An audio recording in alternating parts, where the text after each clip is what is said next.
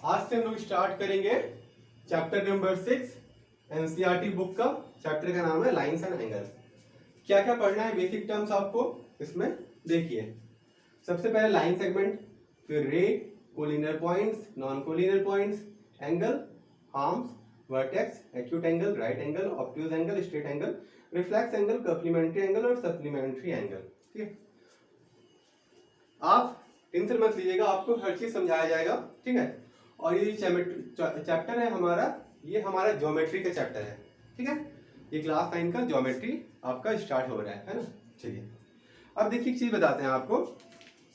ये जो line segment है ये सब क्या है, लाइन सेगमेंट रे। सबसे पहले देखिए ये जो है ना दोनों तरफ एरो, ये है आपका लाइन। क्या है? लाइन है। ये जो पॉइंट यहाँ पे एंड हो जाता है ये लाइन सेगमेंट है। क्या है? लाइन सेगमेंट है। ठीक है, एक तरफ से स्टार्ट होते हुए ये एक तरफ बढ़ती जा रहा है, ये क्या है आपका? ये रे है। ठीक है, इतना समझ में आ गया। अब इसका यूज क्या होगा? ठीक है, तो देखिए चैप्टर का नाम है लाइंस एंड एंगल्स। तो लाइन से हमें क्या बनाना होगा? एंगल्स बनाना होगा। तो चलिए आगे देखते हैं। ठीक है, चलिए एंगल कौन कौन सा है? अच्छा, उससे पहले कोलिनियर पॉइंट और नॉन कोलिनियर पॉइंट समझ लीजिए। अगर 3 पॉइंट ऐसे है कि वो एक ही लाइन पे आ जा रहा है, ठीक है, हाँ, तो ये जो पॉइंट है हमारा ए बी सी, अगर एक ही लाइन पे है तो ये क्या कहलाता है? Collinear point. अगर ये एक लाइन पे ना हो, अगर ये एक लाइन पे ना हो, मान लीजिए यहाँ पे ए है, मान लीजिए यहाँ पे बी है और सी कहीं यहाँ पे है, तो ये क्या कहलाएगा? ये तीनों पॉइंट का पेयर, तीनों पॉइंट को हम लोग बोलेंगे नॉन कोलिनियर पॉइंट। चलिए, उम्मीद है आप लोग को इतना समझ में आ गया होगा। आगे हम लोग पढ़ते हैं। आगे क्या पढ़ेंगे हम लोग? आगे पढ़ेंगे हम लोग एंगल्स के बारे में। ठीक है, तो जो लाइंस को आपको बताया जा रहा था वो कैसे यूज होगा। ये एक पॉइंट है हमारा बी, यहां से एक रे निकलता है, ये इसका नाम है ए बी। ठीक है, इसको आप ए बी बोल सकते हो, ए बी ऐसे भी बोल सकते हो। ठीक है, ऐसे भी या फिर ऐसे भी बोल सकते हो, लेकिन क्योंकि एरो इस तरफ है तो हम इसे बी ए बोलेंगे। ठीक ना। चलिए, अब एक रे यहां से निकलता है और ये सी में जाता है। ठीक है, तो अब जो दो रो एक ही पॉइंट से निकला है ये एक कोण बना रहा है, यानी कि एंगल बना रहा है। ये चीज बना रहा है, एंगल बना रहा है। ठीक है, अब एंगल बना रहा है तो इस एंगल को हम लोग नाम कैसे देंगे? ए, ये एंगल यहाँ पे बन रहा है ना वो बीच में होगा, बी और सी, और इसको दर्शाने के लिए या डिनोट करने के लिए हम लोग एंगल को ऐसे दिखाएंगे। ठीक है, एंगल को ऐसे दिखाया जाएगा। तो ये है हमारा एंगल एबीसी। अब कितने तरह के एंगल्स होते हैं? तो एंगल जो होते हैं वो कितने तरह के होते हैं? Acute angle, right angle, obtuse angle, straight angle, reflex angle. ये एंगल आपको पढ़ना है। चलिए, तो पहले रफली एक चीज समझ लीजिए कि एक्यूट एंगल का मतलब होता है 0 डिग्री से ज्यादा और 90 डिग्री से कम। राइट एंगल का मतलब होता है परफेक्टली 90 डिग्री। ऑब्ट्यूज एंगल का मतलब होता है 90 डिग्री से ज्यादा और 180 डिग्री से कम। स्ट्रेट एंगल मतलब परफेक्टली 180 डिग्री, और रिफ्लेक्स एंगल का मतलब होता है 180 डिग्री से ज्यादा और 360 डिग्री से कम। चलिए,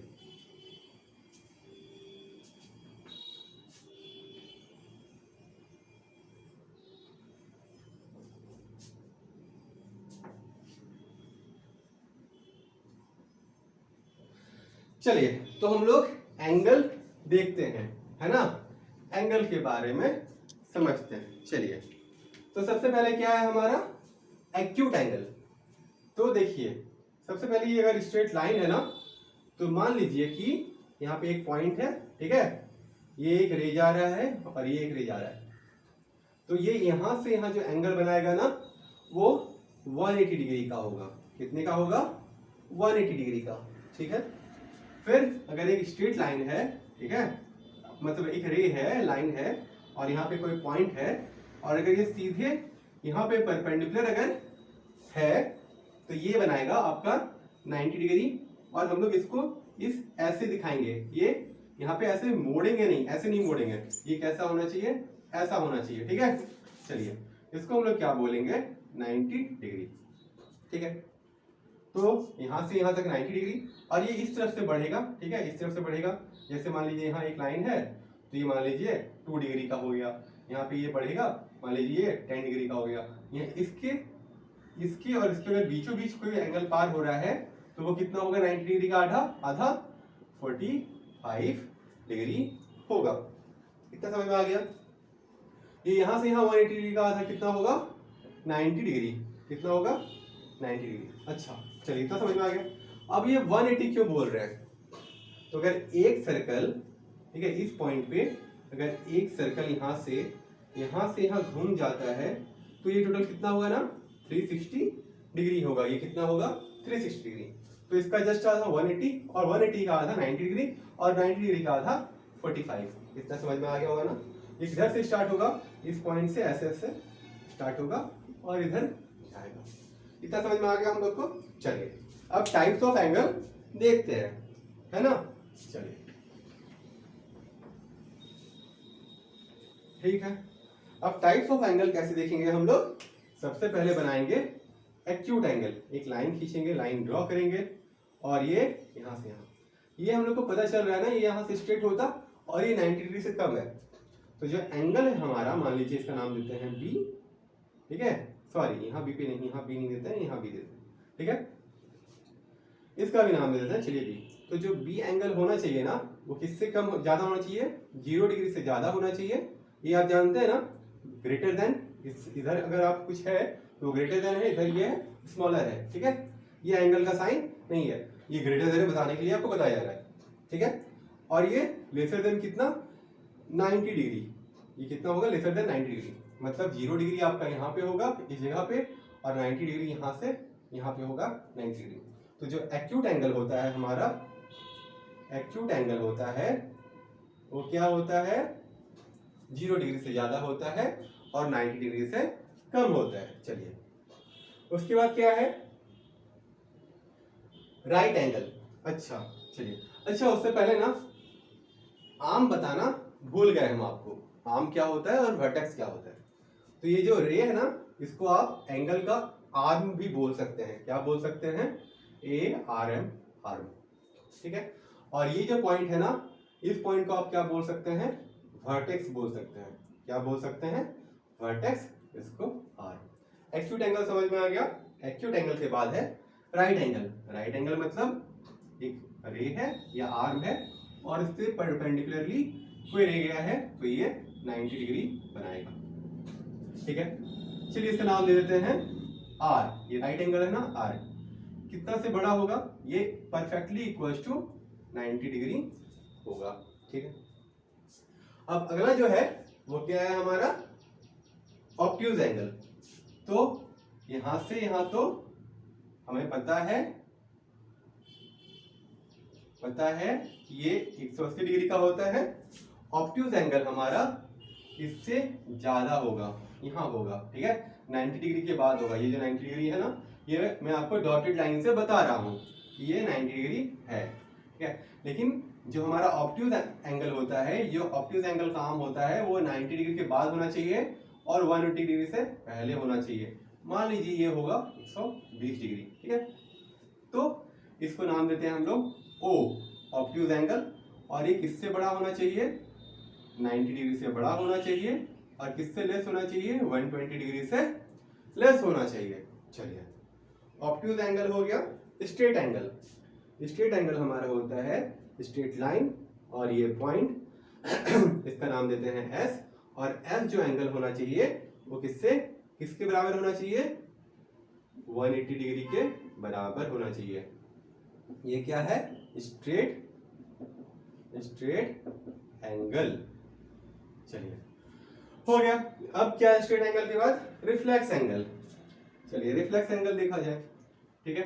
यहाँ पे पॉइंट है रिफ्लेक्स एंगल का, ठीक है। तो यहाँ से यहाँ तो 180 होता है। अब जो रिफ्लेक्स एंगल होगा ना वो इसके बाद होगा, इस लाइन के बाद होगा। रिफ्लेक्स एंगल इस लाइन के बाद होगा और ये यहाँ तक जा सकता है, ठीक है। तो मान लीजिए ये एंगल हमारा यहाँ तक जाता है, ठीक है, ये एंगल हमारा यहाँ तक जाता है और ये कितना है 180 से ज़्यादा कुछ भी हो सकता है ना। मान लीजिए 210 डिग्री है, तो ये हमारा क्या होगा रिफ्लेक्स एंगल, ठीक है।